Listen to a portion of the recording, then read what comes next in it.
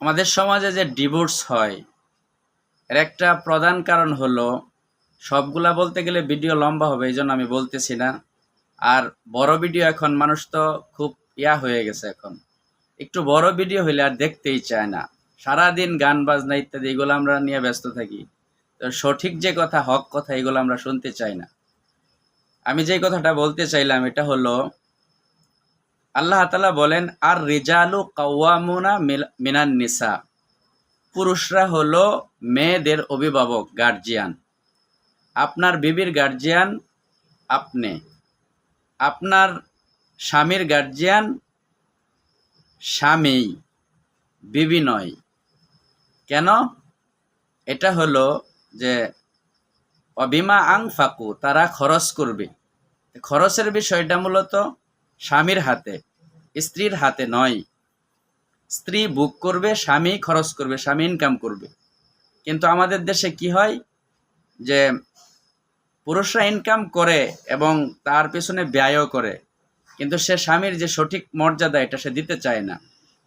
একটা মানুষ সারাদিন কোম্পানি বা বিভিন্ন কাজকর্মে, মেল ফ্যাক্টরির মধ্যে কাজ করে যখন টাকা ইনকাম করে, এই টাকা নিজের বিবি, মা বাপ ইত্যাদি তাদের কাছে খরচ করা হয়, তাদের পিছনে খরচ করা হয়।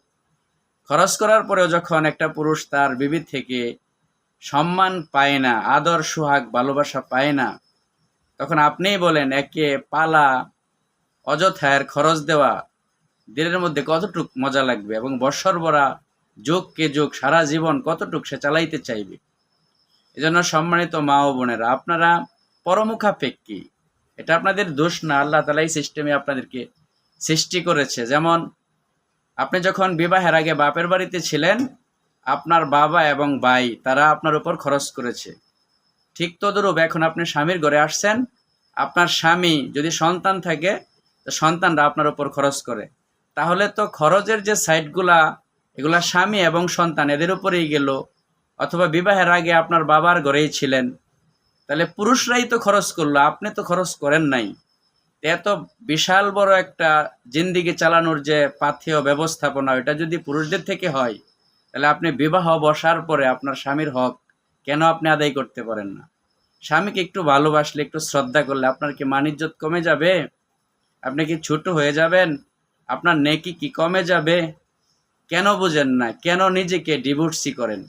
আজকে হাজারো নারী ডিভোর্সি কেন? কি অপরাধ ওদের? এই ছেলের কাছে যা আছে ওর কাছেও তো তাই আছে, কেন ডিভোর্স হয়? আর যারা ঘন ঘন ডিভোর্স নেয় বা দেয়, এটা কি খুব ভালো কাজ? হাদিসে পাকের মধ্যে আল্লাহ রসুল বলেন, ইসলামের মধ্যে সবচাইতে নিকৃষ্ট নিকৃষ্ট হালাল হলো দুইটা, একটা হলো ভিক্ষা করা, আর একটা হলো ডিভোর্স লওয়া বা ডিভোর্স দেওয়া। এই জন্য আসেন ভাইয়েরা আমার, ইসলাম তো আমরা শুধু ইউটিউব আর ফেসবুক থেকে ইসলাম নিতে চাই, পরিপূর্ণ ইসলাম ওখানেও নাই। একটা বিষয়ে হয়তো বা কোনো বক্তা আলোচনা করে, আপনাকে ইসলাম বুঝতে হলে ইসলাম শিখতে হবে এবং আলেম ওলামাদের সোহবতে সারা জীবন কাটাইতে হবে। এক দুই ওয়াক্ত নামাজ আর একটু এই তবলিগ করা আর একটু এর মধ্যে গেলে আপনি ইসলাম সম্পর্কে তেমন অভিজ্ঞ হইতে পারবেন না।